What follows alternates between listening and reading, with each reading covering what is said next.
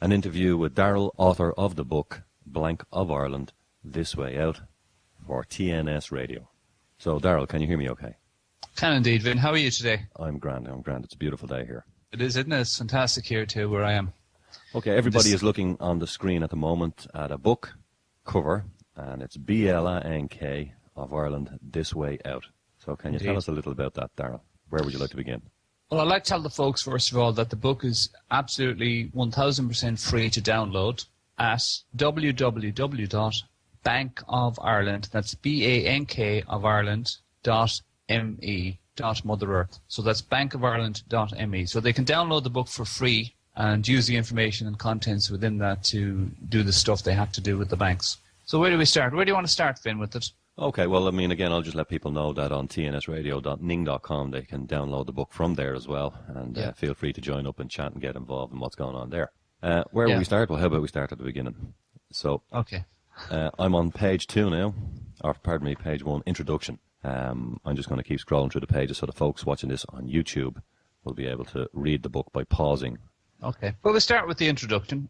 The introduction is essentially me having a little bit of a rant, I suppose. This was the book was written back in October of 2010, and I started off with a bit of a rant about the fact that the Bank of Ireland had had an influence over 3 generations of my family, dating back to my grandfather, and there may be more prior to my grandfather. Essentially, they took my grandfather to task, and he spent most of his working life working to pay off debts to the bank. And then my father came along, and the same process seemed to be repeating. And then here I come back myself after coming back to live in Ireland in 2002 with my family to settle down and make a home here and a life in Ireland, and find myself once again doing what my father and what my grandfather did, which was working as a financial slave to the bank. And I looked back and I thought, well, this is a very repetitive pattern. Why does it happen to every generation in my family? And probably not only my family, but probably thousands of other families like me. So, as I said, I started off with the rant, and then I worked into the fact that I wanted to see, at that time anyway, the Bank of Ireland leave this country, because I think they've done, immeasurable damage to the people of this country, alongside the other banks as well. Now, as you know me, you've gotten to know me quite well over the last few months, Finn, and when I wrote this book, I wrote it in 2 extremes. I was very fearful when I wrote the book. And I was actually quite angry as well about the system and the banking system and the commercial system and the government. And I was angry at quite a few things. I was also angry at the fact that I'd seen 3 members of my family and close friends die in the space of the years that I was dealing with the banks. And I attributed their deaths also to the bank because of the place I was in. So I suppose that sort of covers the introduction quite well, doesn't it? Yeah, that's fair enough. I mean, was it actual banking you wanted to leave the country completely? You wanted banking gone more so than just the Bank of Ireland, and it was just you focused on that particular one because that's what you were having the issues with? For me now, I suppose, looking back in hindsight, and it seems like October 2010 was so far back at this juncture because I've come a long way with getting rid of the fear and the anger. But yeah, that's a good point. I realise now that it was a bit the system that's in place, the banking system, that I was angry with. I felt it had let me down as a businessman at the time and as a man as well. And my focus of attention was on the Bank of Ireland. And it kind of still is as well, because I think it's very unfair, more widely speaking, with the Bank of Ireland, the way they operate, with the capitulation of the government and the court system in this country. So I still think it's unfair, and I still do want the Bank of Ireland to basically pack up shop and leave this country, because I still think that they shouldn't be here operating in the way they're operating. Now, I've nothing against banking per se, but as we've discussed many times, it's what they do. It's the interest they put on, the loans and the money and the finance, interest upon interest upon interest. And as you say yourself, it's not economically viable to continue with it. The banks themselves have been bailed out in this country by the government, i.e. the people. The people are paying the bill that the government agreed with the banks twice. And these are private corporations. So I won't go into a rant about that, but look, that's a good question. And yeah, it's basically the system. I think the system is wrong. It's corrupt, inverted commas. and it doesn't work. It just doesn't work in favor of real men and women and their lives and what they're trying to achieve and do. And basically our life, as far as I'm concerned, is about enjoying it, enjoying your life, enjoying your family, having a good time. Because as I say, you're not here for a long time, you're here for a good time. And over the recent years, I don't think many people have had a good time because of the system that's in place. So does that answer the question? Yeah, that's not bad. Okay, well, what about... Oh, thanks. What about the fact then that there appears to be a kind of interwoven through the book the idea, because it's banking, legalism, lawfulness kind of is intertwined throughout the whole book. Can you explain a little bit about that and where you were at the time when you wrote the book? All right, well, at the time, we'll say the book was written in 2010. I'll take a couple of steps back from that as well. Because 2 years prior to that, just to give the listeners and the people that are tuned into YouTube as well an idea of where I'm coming from, I'll give you a little bit of history, Vin, because I want to be fair to people to, make sure that they're very clear about the object of the book and the intent of the book. Back in 2002, this goes back a little way. In 2002, myself and my family came back from living in England, in the UK. And I lived and worked there for 15 years. And I'd managed, between the jigs and the reels, to get a house, get a home, build a home, and pay off the mortgage that was, created on it. Prior to that then, prior to 2002, we decided to move to Ireland. And out of the work we had done in the UK, myself and my wife were able to get access to a home here in Ireland without having a mortgage on it, simply because of the amount of work we'd put in. We'd basically saved, and we'd done the right things as far as I'm concerned. So when we moved to Ireland, we had no financial encumbrance, I suppose, and we had no financial commitment to any bank. So with that, when we moved back, I had put away a pension fund as well, but not the traditional pension fund. I'd put away some money so that in my later years I'd have something to live off.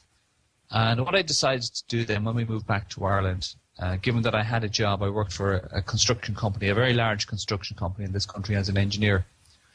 I decided to use my savings, my pension fund, if you like, to invest, inverted commas, in property in this country. I clearly see that the market was very buoyant, or perceivably buoyant. Not knowing what I know now, but the perception was that, well, this seems like a good thing to be looking at. So I invested all of my savings, my pension fund, into the property market in this country. And by all accounts, and by all the analysis at the time, the deals that I struck were quite good. I invested in quite a few investment properties, and they were all positively cash flowing, as they say. It means the revenue was good on them and it was coming in. Now, we weren't making a hill of beans out of them. They weren't making a lot of money in terms of profits or anything like that, but they were covering themselves. The maintenance the maintenance costs were covered. The management charges were covered, and they were good. They were very good and solid. So then we hit 2008, and there was an oversupply of property on the market. And we started hitting problems because within a very short space of time, I think it was sort of like within 2 or 3 months of 2008, when the market started going a bit funny, we found our revenues dropping for the properties. And we had a substantial amount of properties at this stage, or I had anyway. So the revenue started to drop, and I went to the bank and spoke to the bank and said, look, we need to do something here. I can perceive that there's going to be a bit of a dip in the market, and I've discovered that your bank and the banks had turned around to developers and said to the developers, well, the property that you have for sale, in order to create some cash flow and revenue for us, what you should do is put them onto the leasing market, lease them out to tenants and that. So that was the market we were in. We were in the market of doing up properties and renting them out to tenants. And that's just the way it was. That's the way our business model was set up, I suppose. And so immediately... Can I interrupt you, Darrel, for a sec? Yeah, go ahead. The ground, if you will, that business model was set upon, you had never questioned that ground up to this time. Would that be correct? Absolutely. My head was totally in commerce and the economics, the modern economics as taught in schools, supply and demand and so on and so forth. And even with that, I had allowed for, I suppose, an oversupply as well, but not to the tune which it hit us.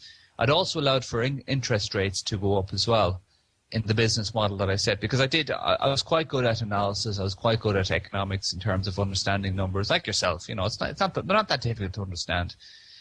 But I didn't allow for, I suppose, the extent to which it was going to hit. So on one hand, you had banks actually instructing developers to put a glut of property into the market which I was in, which was, as I said, rental market. I was renting properties out, and they were good quality properties. We weren't extortionate with rents or anything like that. We were fair. We had good tenants. We maintained the properties more than adequately. We loved, we took pride in the properties, and we took pride in the product, if you like, if that's what you want to call it. And our tenants were very happy. We had some problem tenants, but you get over those hurdles and you do the properties up and so on and so forth. So everything was going relatively well. Then the banks instructed developers to put the properties they had for sale into the rental market. So then there was an oversupply of rental property. Now that was one problem that we had, because there was massive developments in every town in Ireland.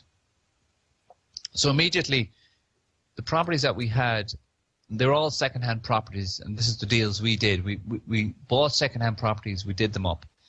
So we were then competing with 3-bedroom brand-new houses at half the rental price. Now, we dealt with it, we coped with it, but it meant that immediately we'd have to start using the residual amount of money that we had, we kept a little pot aside for a rainy day, if you like.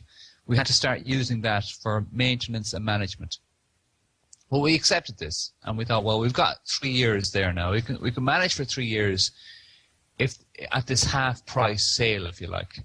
And by then, we were expecting, well, it's going to increase. And was that not ringing alarm bells in your head at the time?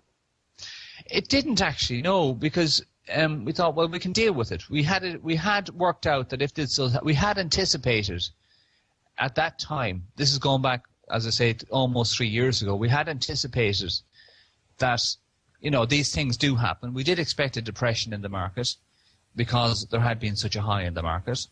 And we thought, no, we can deal with this. So we had a plan that we could deal with it for 3 years. So then we talked to the bank and we said, look, we can deal with this for 3 years.